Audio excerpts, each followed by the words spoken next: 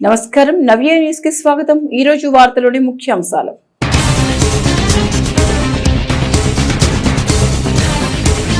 Chirala high tension వాతావరణం, గడియార స్తంభ కోడల్లో కల్తీ నెయ్యిపై చర్చ, ఏర్పాటు చేసిన టీడీపీ నేతలు, అడ్డుకునేందుకు ప్రయత్నించిన వైసీపీ నేతలు, అప్రమత్తమైన పోలీసులు।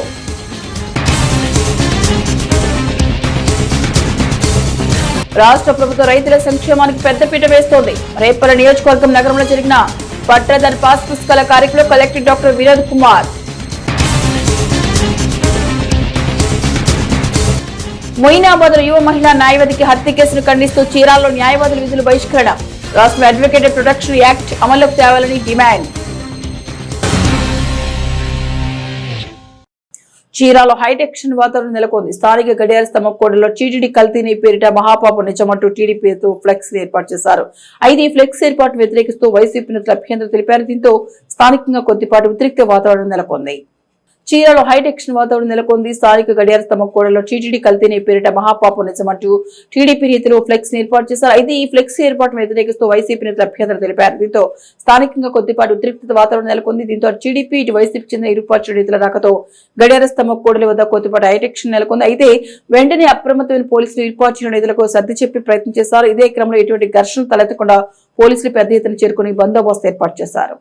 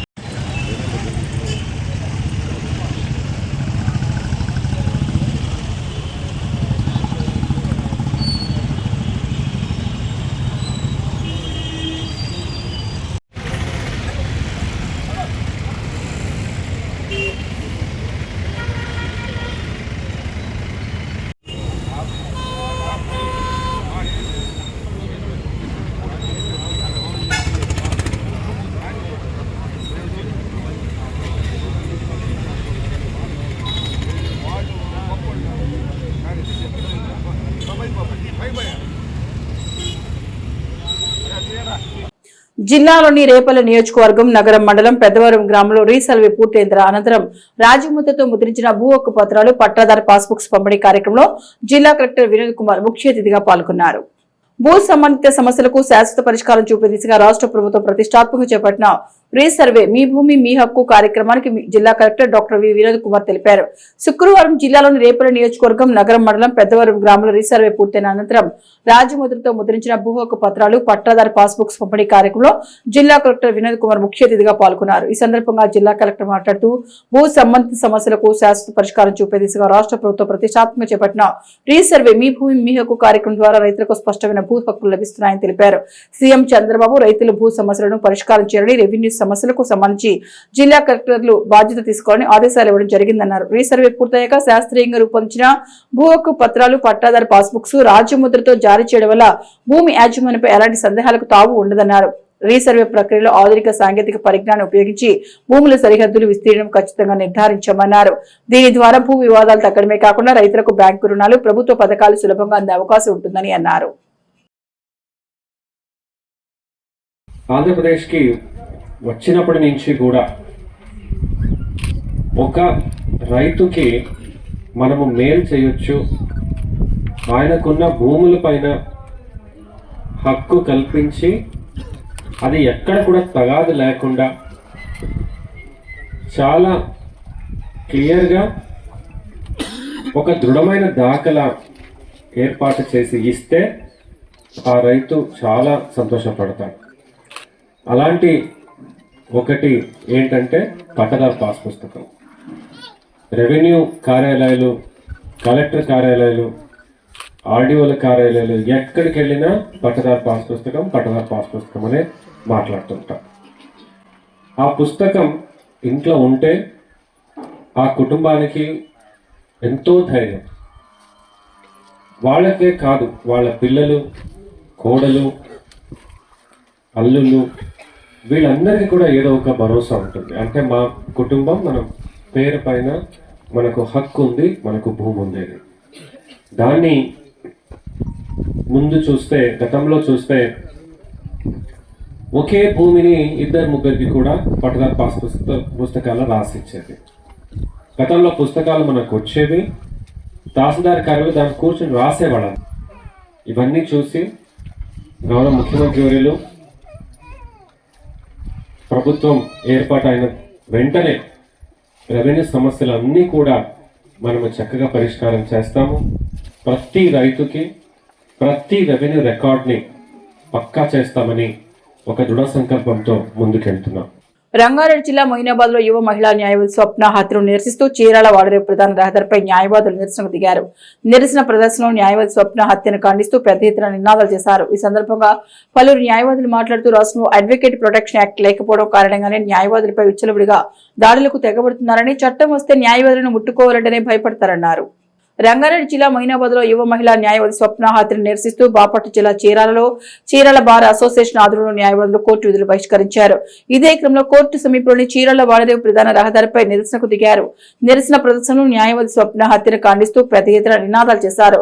ఈ సందర్భంగా పలువురు న్యాయవాదులు మాట్లాడుతూ రాష్ట్రంలో అడ్వకేట్ ప్రొటెక్షన్ యాక్ట్ లేకపోవడం కారణంగానే న్యాయవాదులపై విచ్చలవిడిగా దాడులకు తెగబడుతున్నారని, చట్టం వస్తే న్యాయవాదులను ముట్టుకోవాలంటేనే భయపడతారన్నారు.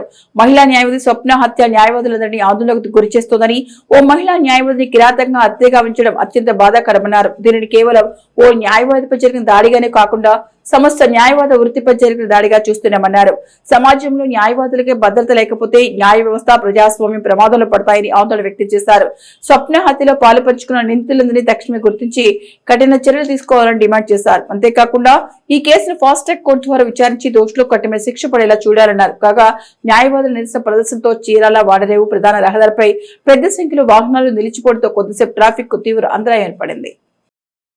చేవెళ్ల బార్ లో వర్క్ చేస్తున్నటువంటి యువ న్యాయవాది స్వప్న అనే అమ్మాయి ఎవరైతే ఉందో ఆ అమ్మాయి మీద హత్య జరిగింది. ఆ కేవలం 34 సంవత్సరాల వయసున్న ఆ అమ్మాయి ఎంత దుర్మార్గంగా చంపారు అన్నది మనందరం చూస్తూనే ఉన్నాము. ఒక న్యాయవాదికే రక్షణ లేనప్పుడు న్యాయాన్ని కాపాడుతున్న యువతులం గాని యువకులం గాని ఎన్నో రకాలుగా మేము ఇబ్బందులు పడుతున్నాం. కాబట్టి కనీసం ఇప్పుడైనా మాకు అడ్వకేట్ యాక్ట్ ని అమల్లోకి తీసుకొచ్చి న్యాయవాదులకే రక్షణ లేదు అన్న విధి విధానాలు ఇక్కడ కనపడుతూ ఉన్నాయి. సో దయచేసి మాకు ఒక ప్రొటెక్షన్ కావాలి అన్నది మేము ఎప్పటి నుంచో అడుగుతున్నాము. న్యాయవాదుల్ని రక్షించాల్సిన బాధ్యత గవర్నమెంట్ కూడా ఉంది. కాబట్టి అందరూ మా యందు నిలబడి మాకు అడ్వకేట్ యాక్ట్ ని అమల్లోకి తీసుకొచ్చి న్యాయవాదులకు రక్షణ కల్పించాలి. మా అందరి తరపున కూడా స్వప్న కోసం మేము ఈ ప్రొటెక్ట్ చేస్తున్నాము. మనం తెలంగాణ రాష్ట్రమైనటువంటి యువ న్యాయవాది చేవేళ్లకు చెందినటువంటి యువ న్యాయవాది జి స్వప్న అనే న్యాయవాది మీద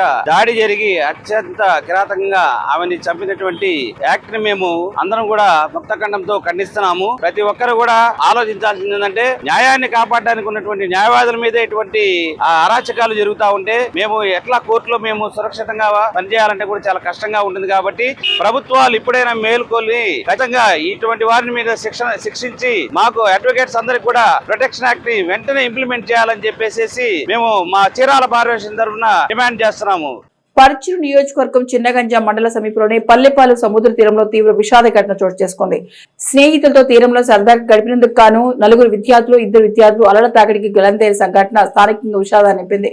కాగా విద్యార్థులందరూ దుద్దుకూరు జిల్లా పరిషత్ ఉన్నత పాఠశాలలో 10వ తరగతి విద్యార్థులుగా తెలుస్తోంది. 10వ తరగతి చదువుతున్న 2 విద్యార్థులు తీరంలో స్నానం చేస్తూ అలల తాకిడికి సముద్రంలో గల్లంతైన ఘటన పర్చూరు నియోజకవర్గం చిన్నగంజాం మండలం బాపయ్య నగర్ సమీపంలోని పల్లెపాలు సముద్ర తీరంలో చోటు చేసుకుంది.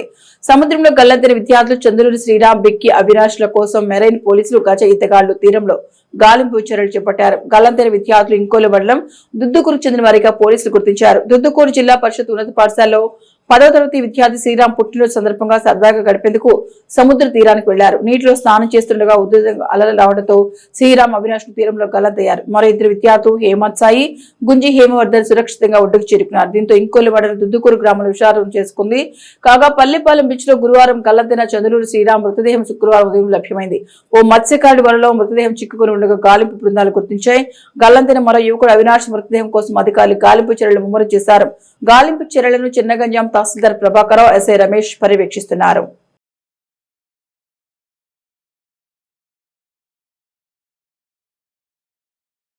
Vetapalem Saint John's College of Engineering and Technology కళాశాలలో digital VLSI design floor TL design model sim simulation synthesis and FPGA implementation పై 2 రోజుల వర్క్ షాప్ ప్రారంభించినట్లు కళాశాల కార్యదర్శి వర్మ రామకృష్ణారావు మరియు కరెస్పాండెంట్ శ్రీమతుల లక్ష్మణరావు ప్రకటనలో తెలిపారు.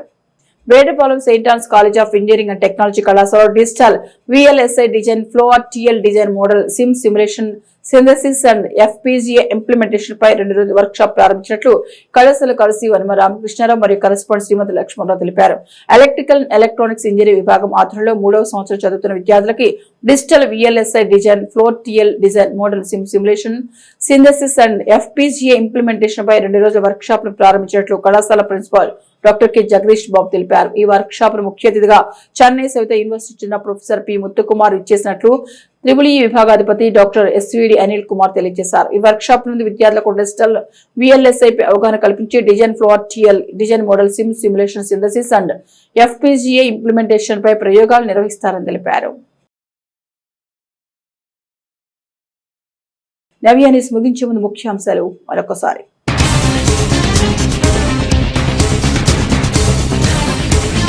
చీరాల హైటెన్షన్ వాతావరణం. గడియార స్తంభ కోడల్లో కల్తీ నెయ్యిపై చర్చ ఏర్పాటు చేసిన టీడీపీ నేతలు, అడ్డుకునేందుకు ప్రయత్నించిన వైసీపీ నేతలు, అప్రమత్తమైన పోలీసులు.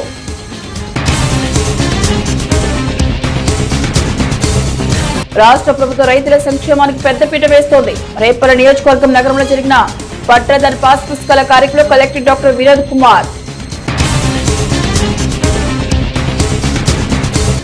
మొయినాబాద్ యువ మహిళా న్యాయవాదికి హత్య కేసును ఖండిస్తూ చీరాల్లో న్యాయవాదుల విధులు బహిష్కరణ. రాష్ట్ర అడ్వకేట్ ప్రొటెక్షన్ యాక్ట్ అమల్లోకి తేవాలని డిమాండ్. నవ్య న్యూస్ ఇంతటితో సమాప్తం. నమస్కారం.